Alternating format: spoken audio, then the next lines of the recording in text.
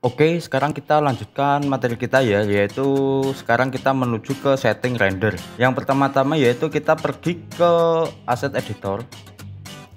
Jika ada suara kicauan burung, abaikan saja ya, karena ini recordnya pada siang hari. Nah, jika sudah berada di file asset editor, di sini kita langsung menuju ke setting yang gambar gear ini. Nah, di sini ada engine-nya, yaitu teman-teman ingin menggunakan rendernya menggunakan apa, menggunakan CPU atau GPU ini yang GTX atau yang RTX. Nah, di sini berhubung perangkat saya sudah support ada kartu grafik cardnya, di sini saya menggunakan yang CUDA saja agar kerja CPU juga tidak terlalu berat. Nah, jika sudah pilih CUDA, di sini pasti saya klik titik 3 di sini select device. Di sini saya centang bagian yang C++ atau CPU on Intel yang ini. Agar nanti kinerja rendernya itu menggunakan CPU dan juga grafik cardnya. Jadi tidak grafik cardnya doang, sama dibantu sama CPU. Nah, untuk interaktif saya nonaktifkan. Interaktif ini fungsinya itu ketika kita melakukan rendering, maka settingan yang kita rubah itu langsung berubah. Jadi kita tidak perlu mengaktifkan render with free ini. Mungkin saya akan contohkan ya, di sini saya kecilkan dulu render outputnya mungkin di angka 600. Lalu saya aktifkan interaktif render. Lalu di sini saya coba render.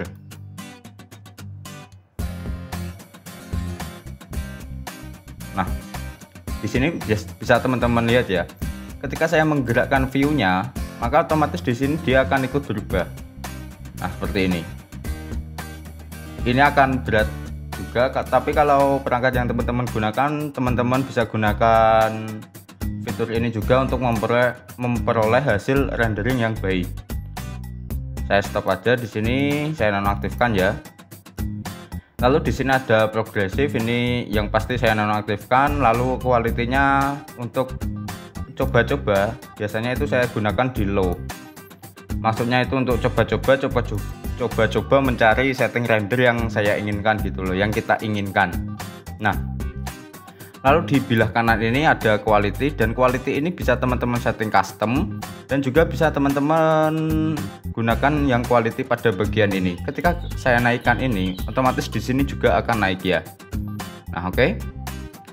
Lalu di sini ada anti-aliasing filter, di sini saya biarkan defaultnya aja. Lalu color mapping, di sini ada sub pixel clamp dan juga ada highlight burn.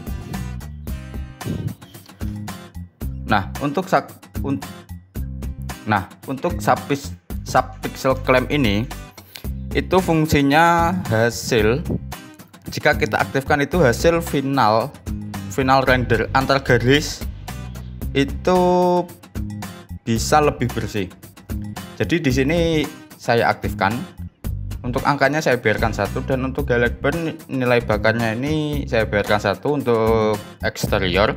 Mungkin untuk interior bisa teman-teman turunkan ya.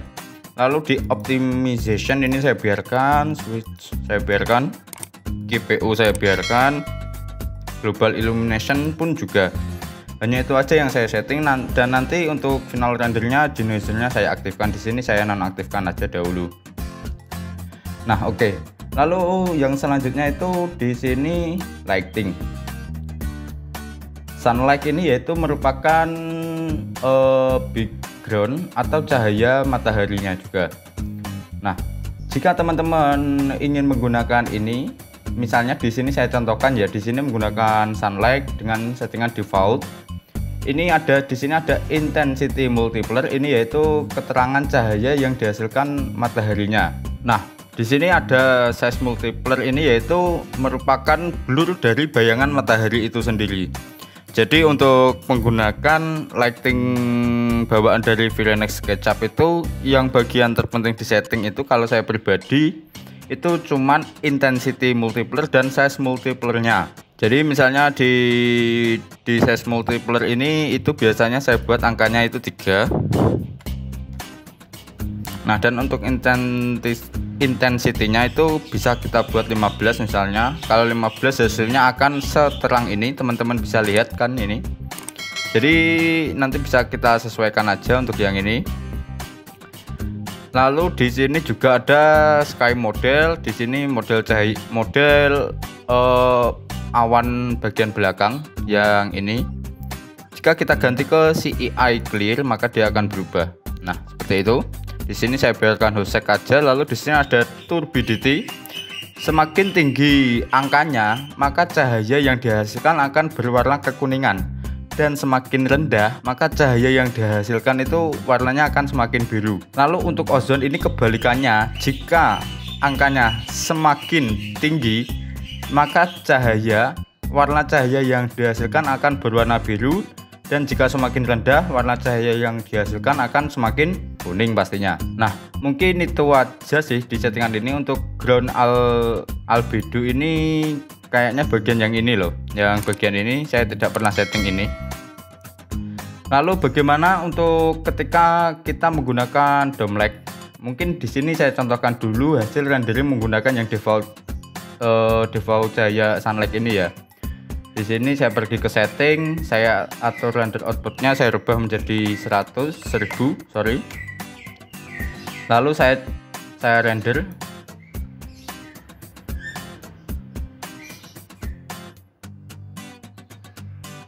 Nah, ini tadi terangnya ini disebabkan dari sunlightnya tadi.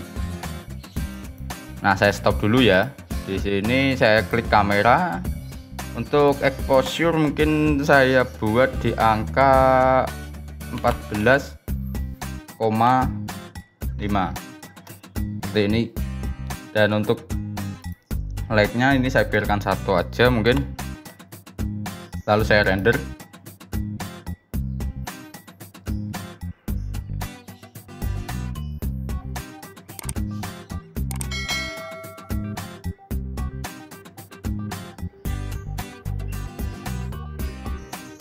Nah, maka hasilnya akan seperti ini. Di sini saya klik show FBX. Di sini mungkin ini kan setting material kemarin. Di sini saya hapus saja. Di sini saya simpan dahulu yang baru ini. Lalu saya close. Lalu di sini kita buat menggunakan yang dome light. Kita bisa minimize saja dulu. Kita pilih di ini dome light di sini. Lalu kita atur dome light-nya, misalnya kita letakkan di sini. Besar kecilnya ini tidak mempengaruhi ya. Lalu setelah itu bisa kita buat seperti ini. Mungkin untuk dome light-nya ini bisa kita agak majukan agar kita bisa melihat arah bayangannya. Kita agak putar.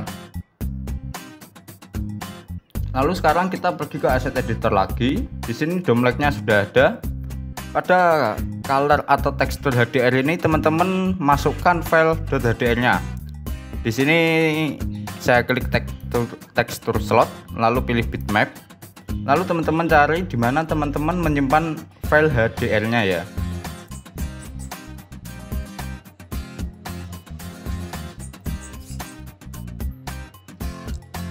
Nah, di sini sudah ada file HDRI-nya. Mungkin saya gunakan yang ini. Nah, nanti hasilnya berarti yang HDRI-nya itu seperti ini.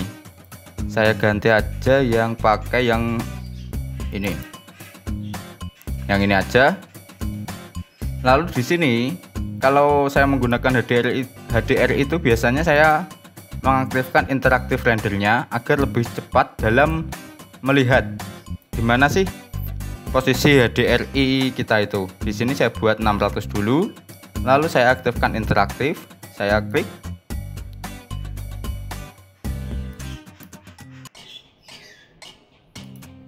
Lalu di sini ini untuk sunlight-nya kita nonaktifkan dulu. Bisa dinonaktifkan, bisa diaktifkan. Lalu di sini cahayanya kita naikkan misalnya di angka 30 seperti ini. Kita coba ke angka 50. Mungkin angka berapa? 100.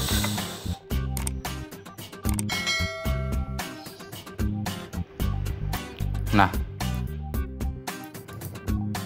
lalu pada color manipulation ini di sini ada invert tekstur, maka teksturnya menjadi seperti ini. Kalau teman-teman aktifkan, di sini kita nonaktifkan aja. Di sini lalu ada tekstur placement. Di sini itu untuk mengatur tipenya ya. Di sini misalnya ini kan spherical. Di sini untuk menggerakkan posisinya. Jadi dia ikut bergerak seperti ini. Teman-teman bisa lihat itu di bayangan kacanya ini aja. Dan ini untuk atas bawahnya.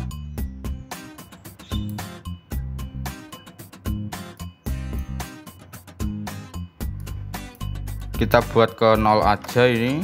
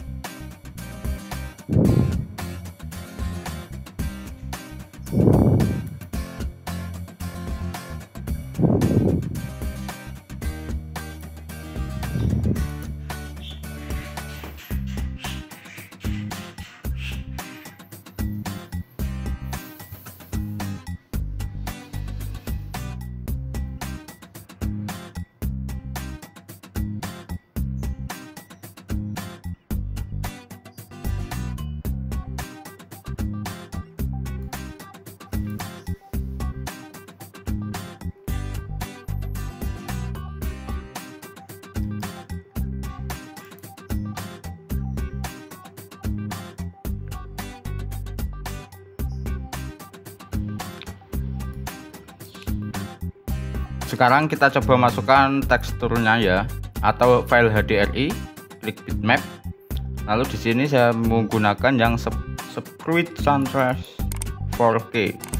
Di sini penggunaan HDRI juga lumayan berat ya, jadi ya teman-teman harus hati-hati aja. Kalau sudah di sini biarkan seperti ini, kita langsung kembali. Lalu di sini teman-teman centang pada kanan tekstur slotnya untuk melihat tekstur HDRI kitanya. Di sini untuk intensitinya mungkin bisa kita turunkan ke angka 30.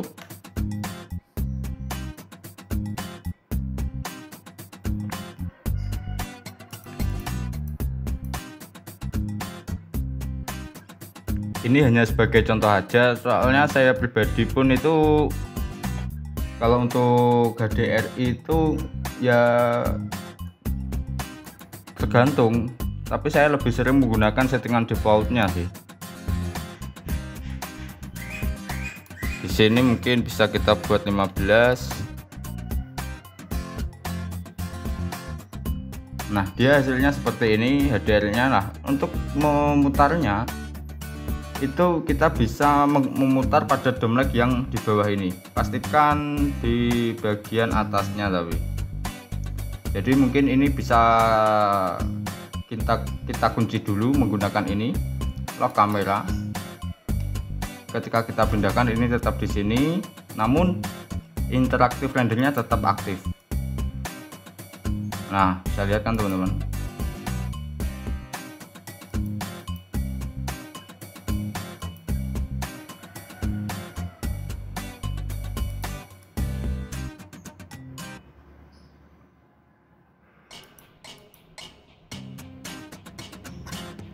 Nah, begitulah kira-kira penggunaan HDRI-nya. Untuk menggunakan HDRI itu saya sudah membuat tutorialnya di playlist Frenex. Teman-teman bisa cek di link yang muncul pada kanan atas, pojok kanan atas video ini. Di sini saya stop aja. Saya gunakan yang sunlight aja di sini. Saya nonaktifkan. Lalu render outputnya saya buat 1000 lagi, lalu saya render lagi. Nah untuk aduh, view-nya belum, sorry, kita stop, kita render.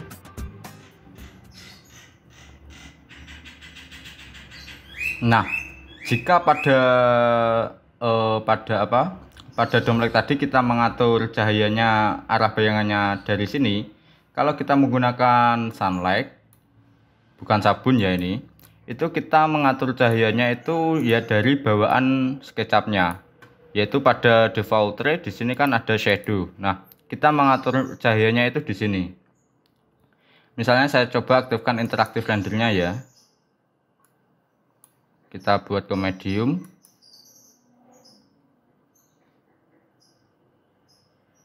Nah lalu di sini itu ketika saya pindahkan seperti ini, maka cahayanya juga ikut berpindah arah cahayanya.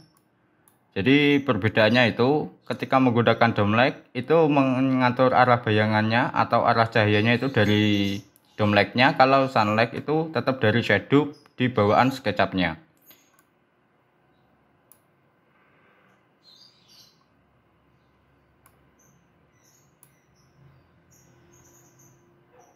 Di sini kita bisa sesuai keinginan hati, tidak ada patokan di sini. Namun ya ketika teman-teman mendapatkan project itu ya teman-teman kira-kira perhatikan arah, oh kemarin saya survei di sana, bayangan arah cahayanya dari sana gitu aja, agar terlihat lebih realnya ketika gambar itu kita ajukan ke klien. Di sini itu yang pasti kalau untuk render beginian itu saya usahakan arah cahaya itu dari depan. Jadi kalau ini kan dari sini kurang lebih, itu saya usahakan dari depan rumah. Ini kan dari belakang, berarti saya putar ke sini.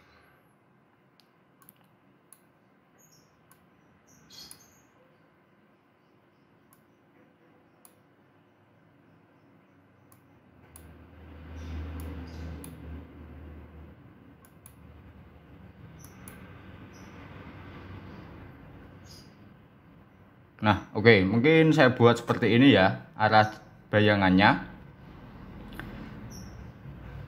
Lalu jika sudah, sekarang kita klik kanan pada skinnya, lalu kita update agar settingan cahayanya juga terupdate gitu.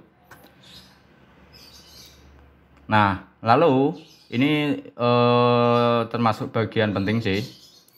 Ketika saya sudah misalnya itu oke, saya fix dengan gambar dengan setting render yang seperti ini. Di sini saya stop dahulu yang pasti. Lalu saya nonaktifkan interaktif, lalu saya close dulu. Lalu di sini saya pilih file, saya save terlebih dahulu. Nah, ketika sudah tersimpan dan settingannya tadi sudah tersimpan kan, di sini saya baru menambahkan komponen-komponen yang kira-kira itu saya gunakan. Ya, yang salah satunya itu komponen yang terpenting itu yaitu tumbuhan di belakang bangunan atau di belakang background, atau kita bisa sebut ini background gitu aja lah. Di sini untuk tumbuhannya agar tidak terlalu memberatkan, di sini saya menggunakan Lowbrook pluginnya. Untuk link downloadnya nanti saya taruh di kolom deskripsi ya. Lalu saya klik allow blocked ini, saya yes. Ini karena internet saya tidak aktif. Di sini saya masukkan, saya klik di sini dulu. Lalu saya skip, lalu klik lagi di sini, saya letakkan di sini, skip, klik. Saya masukkan semuanya. Untuk jenisnya nanti bisa kita atur ketika semuanya sudah masuk. Kok jenisnya sih? Penempatannya maksudnya. Nah, seperti ini. Ini kan sudah masuk semua nih. Ini baru saya tata di belakang bangunan kita. Untuk cara menatanya ini, tipsnya itu usahakan ketinggian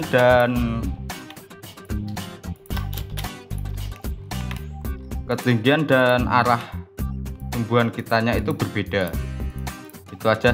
Itu aja sih tips dari saya, agar tumbuhan itu terlihat realistis gitu aja sih. Kan nggak mungkin kan tumbuhan atau pohon itu tertata dengan baik, maksudnya sama ukurannya gitu loh. Nah, untuk di sini saya Ctrl X, saya double klik, saya Ctrl E. Lalu saya pergi ke tampak depan lagi. Di sini saya buat seperti ini.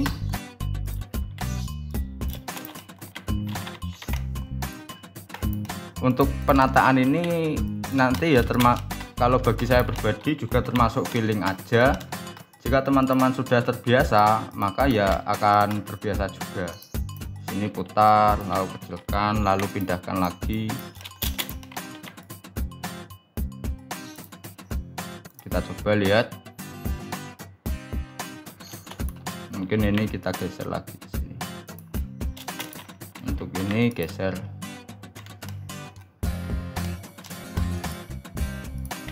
Ukurannya besarkan. Ini yang sama.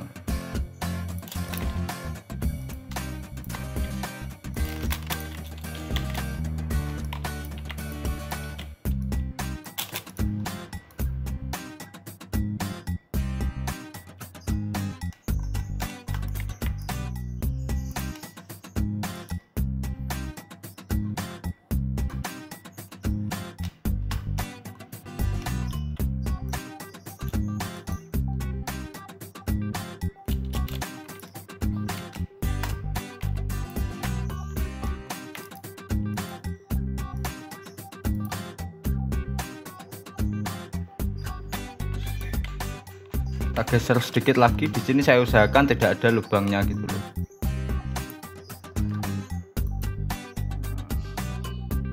Nah, mungkin cukup yang di sini, mungkin ini bisa kita kecilkan aja yang ini.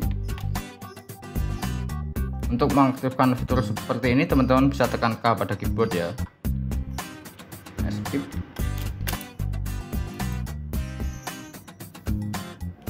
Nah, ketika ini kita render, maka nanti hasilnya juga akan berbeda. Sudah ada tumbuhannya di belakangnya.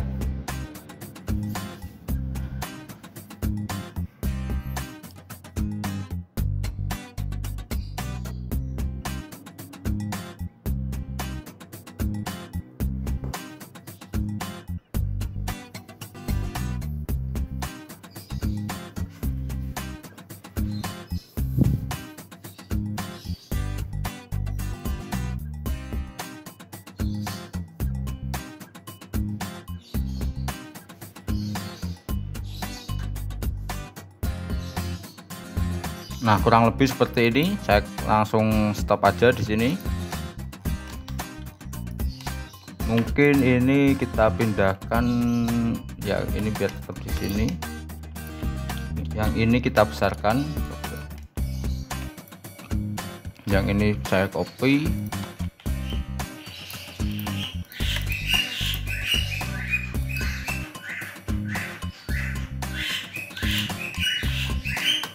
Nah, jika yang bagian backgroundnya sudah tertata, untuk menghasilkan refleksi pada kacanya pada bagian depan, untuk meringankan filenya juga, di sini tuh saya menggunakan komponen yang seperti ini.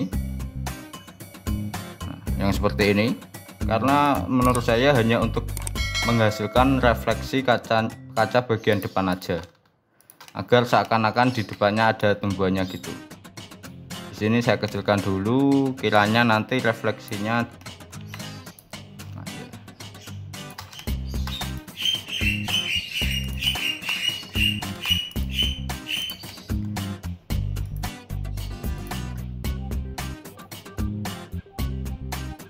kita coba render ya.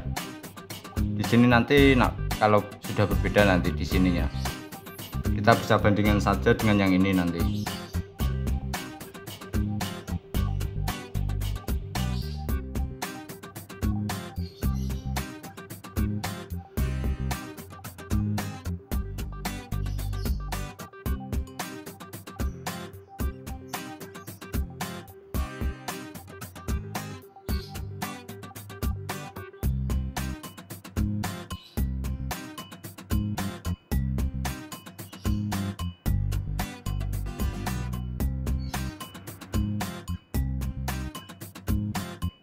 Oke, kita save. Ini kita buat A, yang kedua kita buat B. Nah, di sini teman-teman bisa lihat pada bagian kacanya sudah berbeda ya.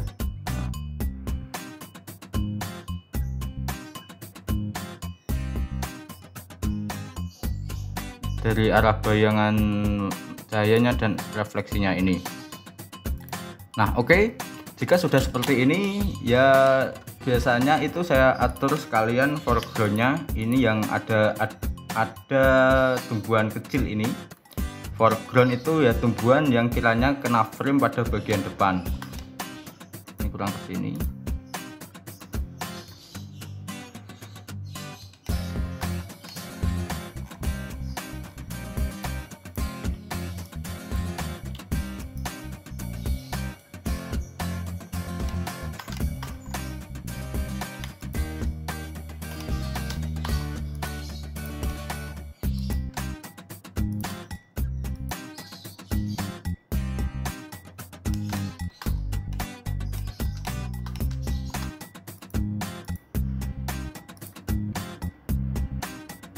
Nah, kalau seperti ini dianya sudah masuk di frame.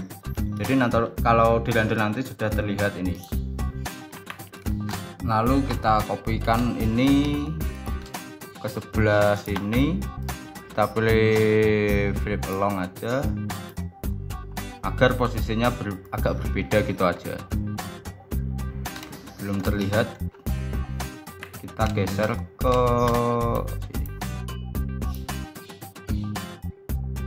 Masih belum terlihat.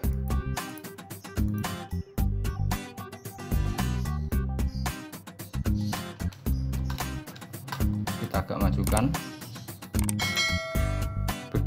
Beginilah cara setting render itu kalau saya loh ya. Dan ini pun kalau teman-teman sudah terbiasa pasti akan cepat kok, karena tidak terlalu menggunakan settingan yang ribet. Nah, oke, misalnya sudah fix seperti ini. Lalu di sini saya jadikan satu layer dahulu. Saya seleksi semua. Lalu saya buat layer baru, misalnya tumbuhan 1. Lalu ini saya pindahkan ke layer tumbuhan 1. Lalu saya hide ini tumbuhannya. Lalu di sini baru saya masukkan itu karten atau selambu. Shift, klik karten. Ini hanya untuk ya lebih mempercantik hasil rendering kita aja sih. Kalau saya pribadi itu terkadang menggunakan ini, tapi ya pasti saya menggunakan ini. Teman-teman bisa cek aja. Kebanyakan rendering yang saya hasilkan itu menggunakan karten, dan karten yang saya gunakan yang ini ya karena karten ini ringan. Jadi ini hanya untuk yang eksterior, untuk interior ya beda lagi. Lalu kita coba buat tambah depannya. Oke, sudah semua, kita shift U.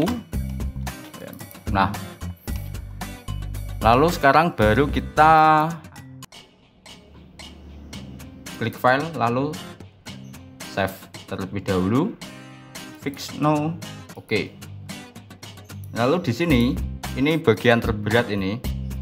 Di sini ini ada tumbuhan yang ukurannya 24 MB, ini tidak terlalu berat. Toyota Rush-nya ini yang lumayan, yang berat 106 MB. Di sini saya masukkan tumbuhannya dahulu. Di sini saya taruh di depan rumahnya.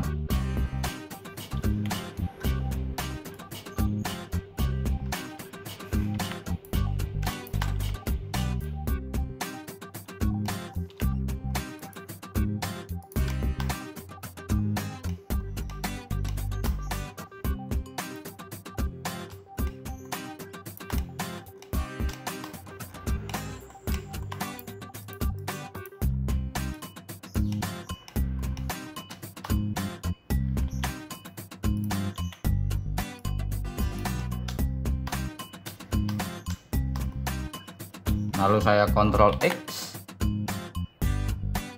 lama kan.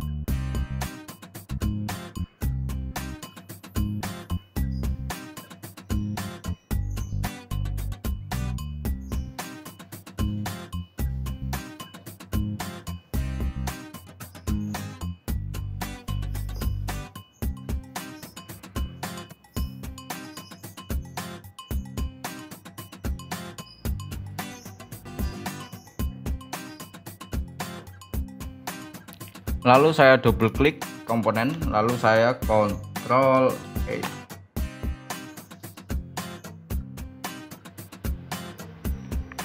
Nah, oke, semuanya sudah terlihat. Di sini saya buat ke tumbuhan satu aja. Ini juga tumbuhan satu. Saya kembalikan di view ini. Lalu di sini tumbuhan satu saya uncheck. Lalu di sini saya update agar tumbuhannya hilang. Lalu sekarang kita masukkan komponen mobil kita.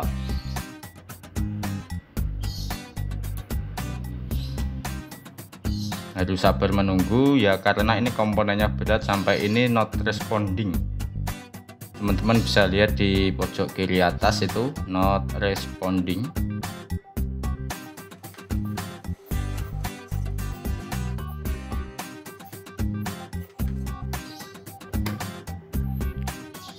Nah, oke, ini sudah terlihat mobilnya. Kita klik saja, klik. Nah, lalu jika sudah, kita putar. Untuk yang bagian belakang ini nanti bisa teman-teman, kalau teman-teman ingin buat warna hitam silahkan. Di sini yang bagian ini aja yang saya buat warna hitam, soalnya di sini kita tata seperti ini.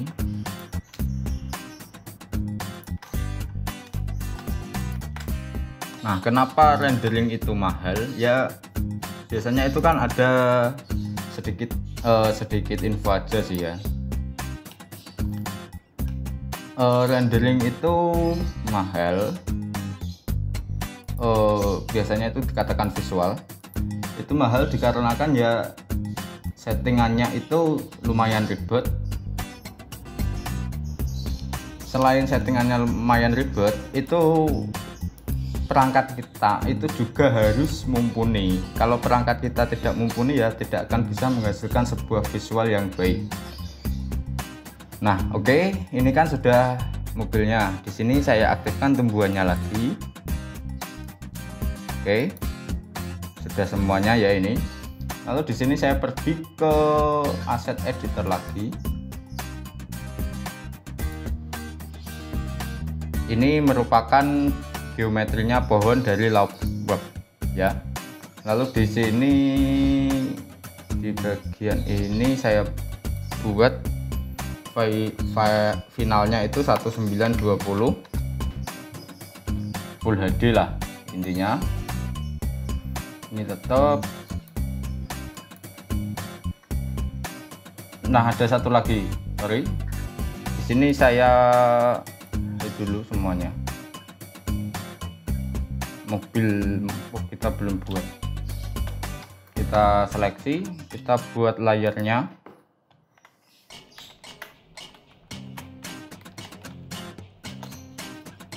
Lalu kita pindahkan ke layar mobil. Lalu kita hide. Lalu di sini kita coba render dahulu ya. Di sini render outputnya saya buat ke 1000 lagi aja. Kita coba render.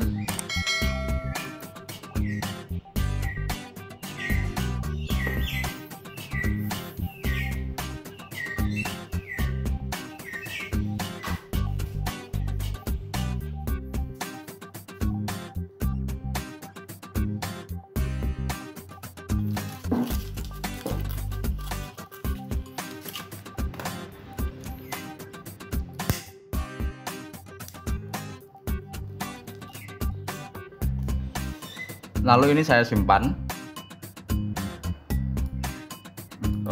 Saya simpan dahulu di sini. Lalu saya minimize. Lalu pada bagian light, sunlight, parameter ini kan size multiplenya sudah 3, ini tetap. Lalu pada bagian ini yang belum saya infokan tadi, white balance, ini tadi kan belum auto. Jika kita klik auto, kita lihat nanti hasilnya.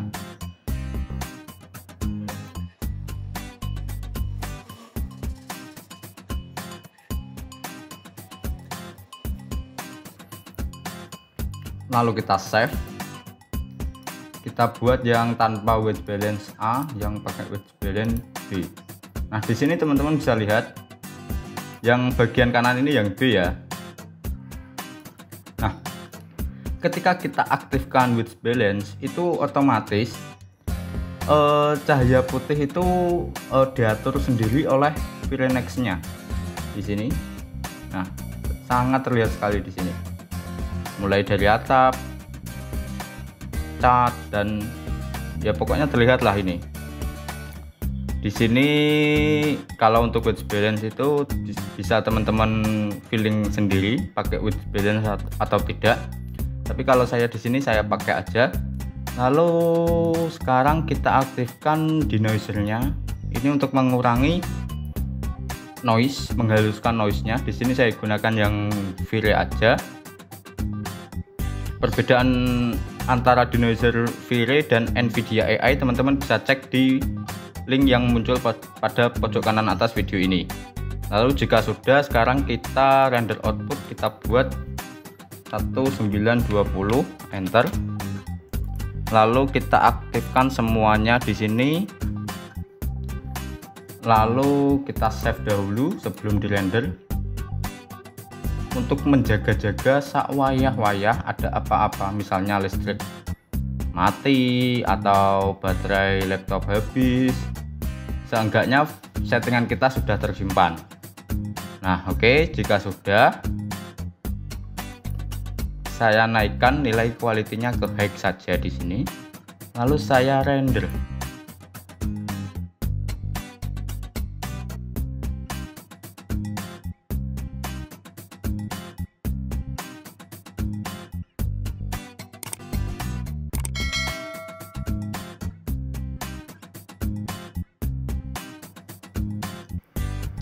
Nah, oke, jika proses renderingnya sudah selesai, di sini pasti ada tulisannya finish.